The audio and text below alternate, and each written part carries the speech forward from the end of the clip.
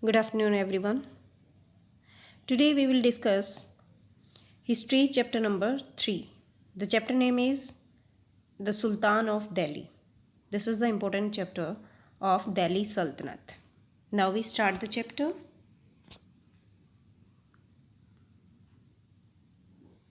In this chapter, we will read about the Sultans of Delhi, and we have divided this chapter into the following blocks. First is Delhi, rise in importance. Second, Sultanate dynasties and rulers. Third, sources, how do we know, and background and mindset. Then fifth, Sultanate, strategies of growth, management of empire. And seventh, managing invasions. And after that, later Sultan and decline. Decline कैसे हुआ सल्तनत period का. So, first we read about the Delhi, rise in importance. Delhi के बारे में read करेंगे. दिल्ली को कैसे उस टाइम पीरियड के दौरान importance milli.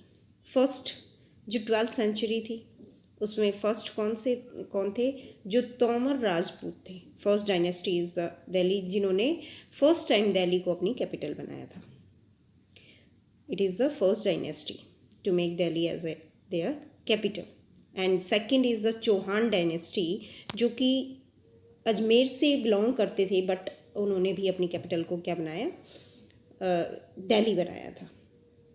After that,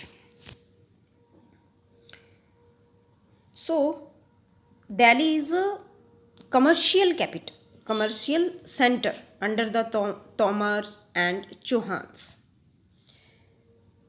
What is the meaning of commercial center, and how they make the Delhi as a commercial center?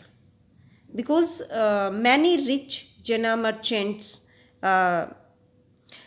lived in the city, so they construct several temples. उन्होंने बहुत सारी temples को बनाया. And coins that were minted made her here were called Delhi wall. They were widely used and circulated. It means यहाँ पर जो दिल्ली को as a commercial centre बनाया गया, वो कैसे बनाया गया? क्योंकि वहाँ जो रिच लोग थे उन्होंने क्या बनाया? मैनी टेम्पल्स उन्होंने बिल्ड किए. और सेकेंड थिंग्स क्या थी कि भी कॉइन्स को उन्होंने क्या किया? मिंट किया. मिंटिंग मीन्स होता है कॉइन्स को उन्होंने बनवाया.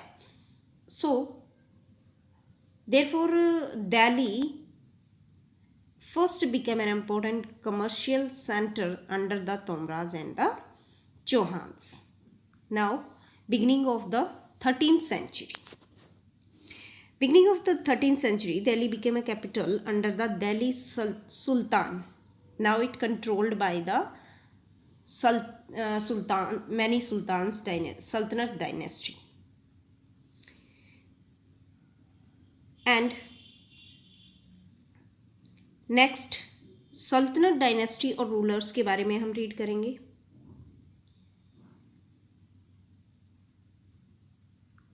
First is there are 5 dynasties together made the Delhi sultanate. Mainly how many dynasties? 5 dynasties. Early Turkish rulers, Khilji dynasty, Tughlaq dynasty, Sayyid dynasty, and the 5th one is Lodi dynasty. See this chart in your book. This chart was given. Sultanate means the country or region ruled by सुल्तान. सल्तनत क्या होती है? जो sultans के द्वारा क्या की जाती है? रूल की जाती है जो कंट्री. जो सल्तनत पीरियड था उसमें जो तोमर किंग थे या फिर जो चौहान किंग थे वो इसके अंडर नहीं थे. उनको दिल्ली सल्तनत के अंदर इंक्लूड नहीं किया जाता था. तोमर वंश जो अनंगपाल थे, इम्पोर्टेंट जो किंग थे, मेन किंग थे, और जो चौहान डायनेस्टी थी उसमें मेन किंग पृथ्वीराज चौहान थे. नाउ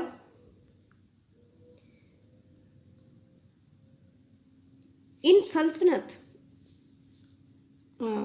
सल्तनत जो पीरियड था उस टाइम पीरियड के दौरान जो अर्ली टर्किस थे वो थे कुतुबुद्दीन ऐबक, और सेकंड थे जो Razia and Ghiyasuddin Balban, Sayyid dynasty, Khizr Khan, Lodi dynasty and Khilji dynasty. After that the last dynasty is the Tughlaq dynasty. जो लास्ट डायनेस्टी थी वो तुगलक डायनेस्टी थी. Now we read about the sources. How do we know, हम कैसे जानते हैं इन सब के बारे में. There are many traditional sources are very helpful like that. बहुत सारे जो ट्रेडिशनल ड्रेस वो होते हैं लाइक इंस्क्रिप्शंस, कॉइन्स, आर्किटेक्चर्स, ये तो थे ही.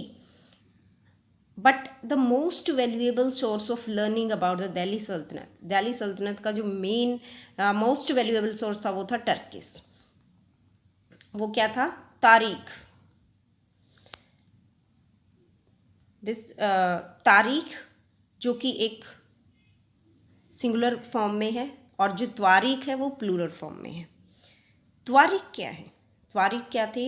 जो manuscript write on the papers. They are histories written in Persian. Persian में हिस्ट्री लिखी गई थी. Why Persian? Because Persian was the language use in administration by the Delhi Sultanat. क्योंकि दिल्ली सल्तनत के द्वारा जो लैंग्वेज यूज की जाती थी उस टाइम पे वो कौन सी थी? Persian. Now we read about the authors of tawarikh. Authors of tawarikh were learned man. वो जो त्वारीख के जो ऑथर्स थे वो लर्नड मैन होते थे, पढ़े लिखे लोग होते थे, जैसे secretaries, administrator, poets and कर्टियर्स.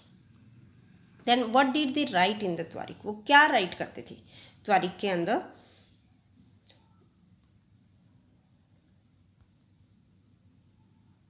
They write, what did they write in the Twarik?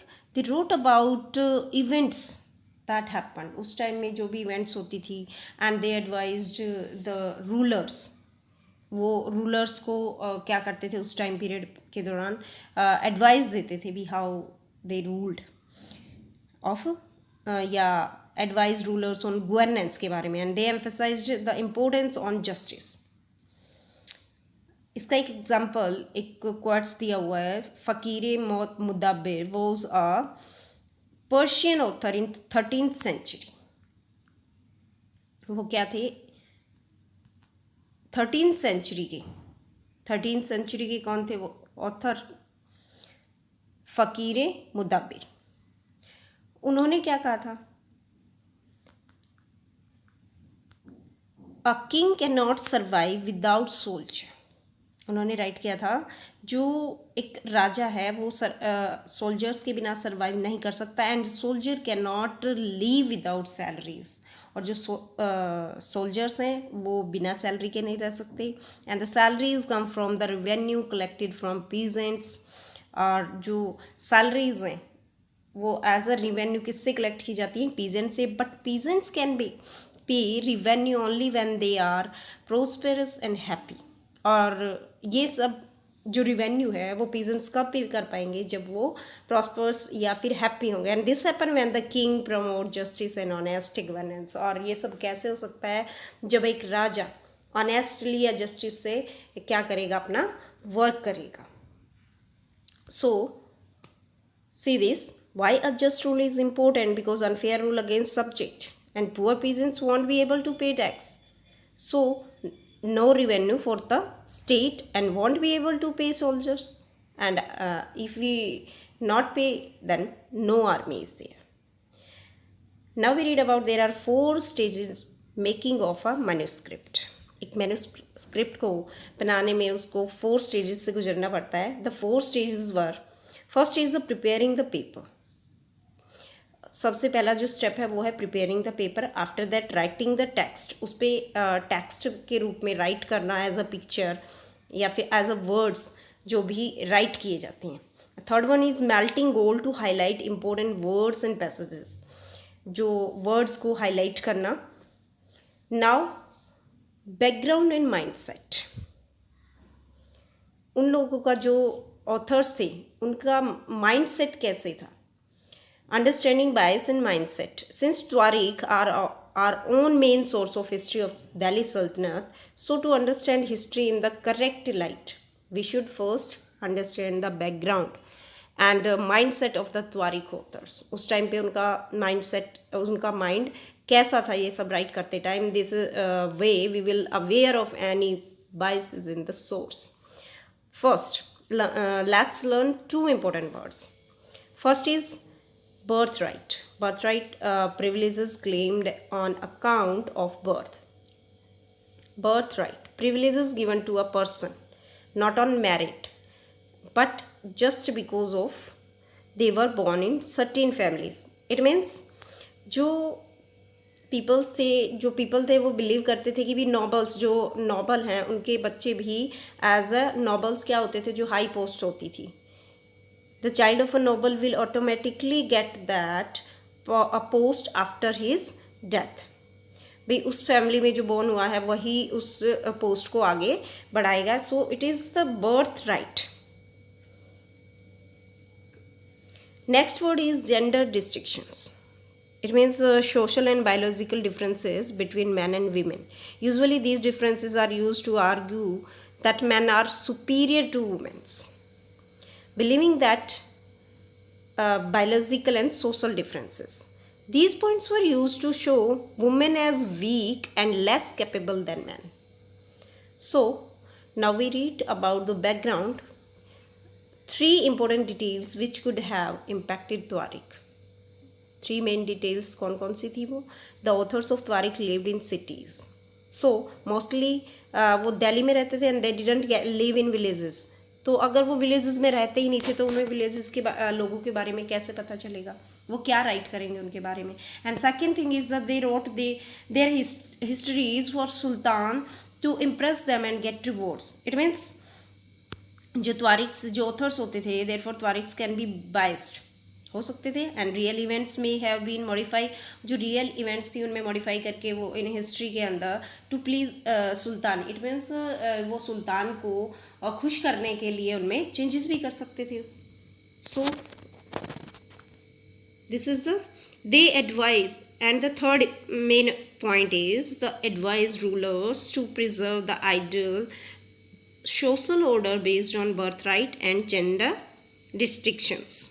It means उन्होंने कहा कि भाई जो आइडियल्स हैं वो सोशल ऑर्डर पे बेस्ड होने चाहिए, like birth right and gender distinctions पे. Now the prevalent mindset example is read there. In 1236 जो रजिया सुल्तान थी, किसकी बेटी थी वो, इल्तुतमिश की, एंड रजिया बिकेम ए सुल्तान.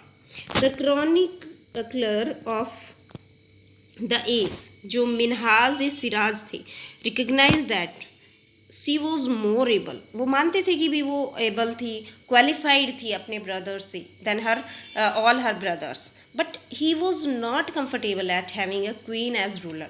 लेकिन वो कम्फर्टेबल नहीं थे कि एक क्वीन रूल करे उन पे. Nor were the nobles happy at her. जो नोबल्स जो हाई पोस्ट पे जो लोग थे वो भी उससे क्या थे, खुश नहीं थे. अटेम्प्ट्स टू रूल इंडिपेंडेंटली कि वो जो एक क्वीन है वो रूल करे. And she was removed from the throne in 1240. और इसलिए उसको एज अ वुमेन रूल कर रही थी तो उसको क्या कर दिया गया, रिमूव कर दिया गया था सिंहासन से, थ्रोन से, क्योंकि वो एक वुमेन थी. क्लियर. द प्रिवेलेंट माइंडसेट था उनका, ये एक मेन एग्जांपल है. नेक्स्ट जो Minhaj Siraj thought that the queen's rule went against the ideal social order created by God. वो मानते थे कि भी जो विमेन का जो रूल करना है वो गॉड के खिलाफ है, और जो मैन जो विमेंस हैं वो क्या है, वो सबॉर्डिनेट है मैन की. He therefore asked in the register god creation since her account didn't fall under the column of man. And so how did she gain from all of our excellent qualities. कि भाई वो जो man है वो superior है और women's क्या हैं, इन्फीरियर हैं. Now the other example is we have seen the example of Raziya and the another example is see here Raziya had mentioned her coins inscription that she was daughter of sultan. जो रजिया बेगम थी वो क्या करती थी कि भाई वो क्या है, इल्तुतमिश की बेटी है, वो एज मेंशन करती थी अपने कॉइन्स के ऊपर। बट जो रुद्रमा देवी थी, अनदर क्वीन थी, जो कि कौन सी डायनेस्टी से बिलोंग करती थी, काकित्य डायनेस्टी से, and places Warangal part of modern time में वो कहाँ पर पड़ता है, आंध्र प्रदेश में। उनका टाइम पीरियड था 1262 से लेकर 1289 तक। जो रुद्रमा देवी ने जो रूल किया था, Rudrama Devi change her name on her inscription, उसने अपना नाम ही चेंज कर दिया था। And pretend she was a man, और वो क्या मानती थी, उसने अपने आप को किस मैन के रूप में शो ऑफ किया था। तो ऐसा वहाँ के लोगों का माइंडसेट था। But same mindset like in Delhi सल्तनत, ये सिर्फ दिल्ली सल्तनत में था। अनदर जो एक क्वीन थी दिद्दा, जो प्लेस कौन सा था, कश्मीर में रूल किया था उन्होंने 980 से लेकर 1003 तक। हर title Didda comes from the word didi, and didi means elder sister. It was an affectionate term given to her, the ruler, by her subject. ये दूसरा एग्जाम्पल था जहाँ पे एज अ क्वीन दीदा को क्या किया जाता था, पसंद किया जाता था। सो लोगों का अपने प्लेसेस के अकॉर्डिंग ही क्या होता है, माइंड सेट होता है। So student, in this chapter we read about the introductions of Delhi Sultanate. In the next part we read about the strategies for growth of Delhi Sultanate. Thank you everyone.